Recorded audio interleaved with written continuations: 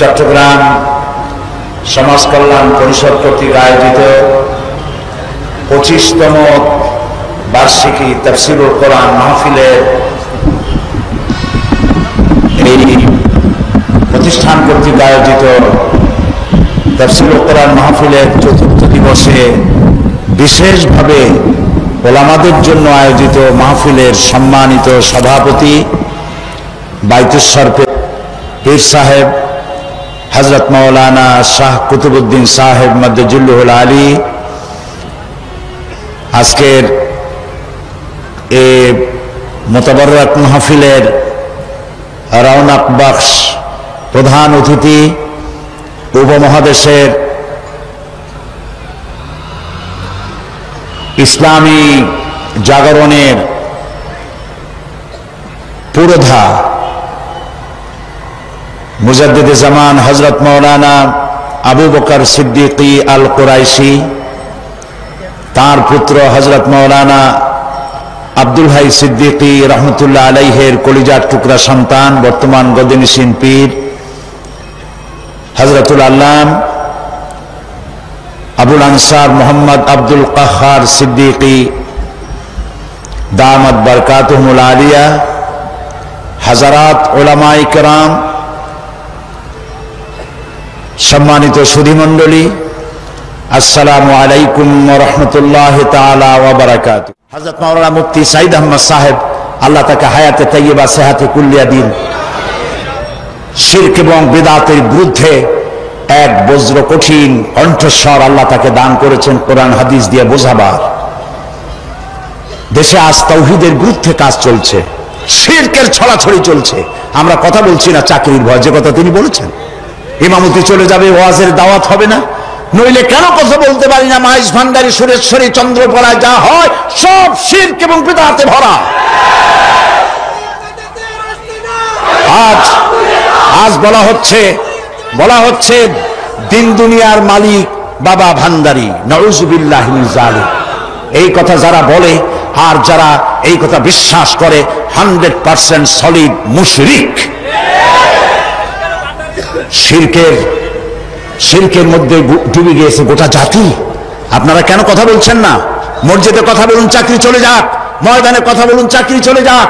রাসূলুল্লাহ যেখানে দামদার মোবারক শহীদ অবস্থায় উঠবে আল্লাহর দরবারে, যেখানে রাসূলের কলিজার টুকরা মা ফাতেমার নয়নের মণি ইমাম হোসেন সমস্ত শরীরের মধ্যে অসংখ্য তীরের দাগ নিয়ে আল্লাহর দরবারে উঠবেন, হযরতে হামজা কলিজা ফাটা অবস্থায় আল্লাহর দরবারে উঠবেন, সাহাবায়ে কেরাম রক্তাক্ত দাগ নিয়ে আল্লাহর দরবারে উঠবে, তখন নাদুস নুদুস চেহারা নিয়ে আল্লাহ রাসূলের সামনে কিভাবে দাঁড়াবেন? প্রয়োজন হলে জেলে যান, প্রয়োজন হলে মার খান, এই মাজারের বিরুদ্ধে কথা বলুন, এইসব ভণ্ড অলিদের বিরুদ্ধে কথা বলুন। বাইরের দেশ থেকে সাজাইয়া মূর্খ এক লোককে এনে নাহনুমায় শরিয়াত বানানো হয়েছে। এই দেশে লেখা জানে না, পড়া জানে না, ইলম নাই, কালাম নাই, তার নিজের দেশের কেউ তাকে চেনে না। মানুষদেরকে ধোঁকা দেওয়ার সুযোগ আর নাই। থামেন, সোজা দেওয়া, ধোঁকা দেওয়া বন্ধ করে দিতে হবে। আজ পীর পূজা, মাজার পূজায় গোটা দেশ শিরকের মধ্যে মুবতালা হয়ে যাচ্ছে। কথা বলতে হবে, জীবনকে বাজি রাখুন, কথা বলুন। আল্লাহর ওলিরা আসছিলেন, যে জিনিস যত ভালো তার নকল বেরোয় তত তাড়াতাড়ি। পীর মুরিদি খারাপ জিনিস ছিল না। হযরত খাজা মঈনুদ্দিন চিশতি রহমতুল্লাহ আলাইহ একদিকে পীর মুরিদি করেছেন, আর একদিকে পৃথিরাজের বিরুদ্ধে তিনি লড়াই করেছেন, এবং সেই যুদ্ধ করে গোয়ালিয়ার, পান্ডুয়া এবং আজমিরে মুসলিম রাজত্বের সূত্রপাত করেছেন, যা মোহাম্মদ ঘুরির মতো বাদশার পক্ষেও সম্ভব হয় নাই। মুজাদ্দাদিয়া তরিকার পীর হযরত মুজাদ্দিদ আল ফিসানি রহমতুল্লাহ আলাইহি সম্রাট আকবর এবং জাহাঙ্গীরের বিরুদ্ধে লড়াই করে তিনি কারাবরণ করেছেন। শাহজালাল রহমতুল্লাহ আলাইহি গৌর গোবিন্দের বিরুদ্ধে লড়াই করেছেন। হযরতে খান জাহান আলী রহমতুল্লাহ আলাইহি লড়াই করেছেন। এখনো ফিলখানা আছে বাগেরহাটে, বলা হয় পিলখানা, আসলে নাম হলো ফিলখানা। হাতির যুদ্ধ হয়েছিল সেখানে। তারা শুধু হাত পাটা এরকম নেন নাই, এরকম করে মানুষকে দিয়েছেন। তারা বিরাট বিরাট পুকুর খনন করেছেন, মানুষের পানির ব্যবস্থা করেছেন, সুপেয় পানির ব্যবস্থা করেছেন, মসজিদ গড়েছেন। যারা আজকে বিভিন্ন জায়গায় ওরসের দাবি করেন, হিন্দু মুসলমান পাইকারি দরে গিয়ে গাঁজা খায়, মদ খায় এবং মাজারে গিয়ে সেজদা দেয়। নাউযুবিল্লাহ, নাউযুবিল্লাহ। মাজারে কি চান? মুসলমানদের সাথে মাজারের কিসের সম্পর্ক? মুসলমানদের সম্পর্ক হবে মসজিদের সাথে। আর আল্লাহর ওলিদেরকে আমরা সম্মান করি। ওলি হচ্ছেন তারা যারা নাকি কথা বলতে গিয়ে জেল খাটেন, জরিমানা দেন, শুধু পকেট ভর্তি করে টাকা নেন না, কথা বলতে গিয়ে জেল জরিমার মুখোমুখি হন, ফাঁসির মঞ্চে গিয়ে দাঁড়ান, তারাই হচ্ছেন সত্যিকারের ওলিউল্লাহ।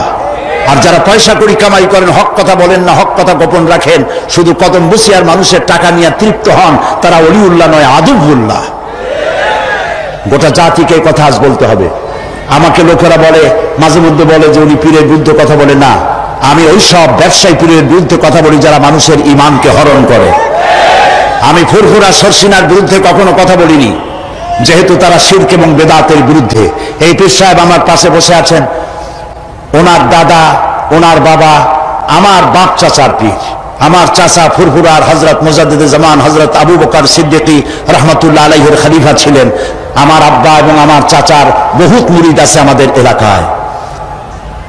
উনি নিজে পত্রিকায় দিয়েছেন আমার নামে কেবলা ব্যবহার করা যাবে না। কেবলা তো একটাই, সেটা কাবা শরীফ। আল্লাহ, কোন পীরের শিখানো আল্লাহু আল্লাহু জিকির করার চাইতে রাসূলুল্লাহর শিখানো সুবহানাল্লাহ, আলহামদুলিল্লাহ, আল্লাহু আকবার, এই জিকির বেশি করে করা উচিত। সুতরাং আমি পীর বিরোধী নই। যারা হক্কানি আমি তাদের পক্ষে, আর যারা ব্যবসা করেন আমি তাদের বিপক্ষে।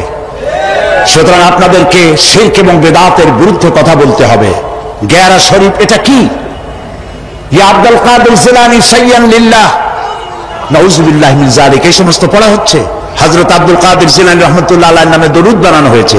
এই মঞ্চে আমি বলেছিলাম, আজকে যদি বড় পীর সাহেব কুতুবে রব্বানী মাহবুবে সুবহানী শেখ মহিউদ্দিন আব্দুল কাদের জিলানী রাহমাতুল্লাহ আলাইহি বেঁচে থাকতেন, এই গেরা শরীফ যারা করে জুতা দিয়া মুখের উপরে তিনি পিটাতেন। সুতরাং বেদাতকে ছেড়ে দিতে হবে, বেদাতের বিরুদ্ধে বজ্রকণ্ঠ হয়ে জীবন দিয়ে কথা বলতে হবে। তাওহীদের পক্ষে কথা বলুন, শিরকের বিরুদ্ধে আর বেদাতের বিরুদ্ধে কথা বলুন।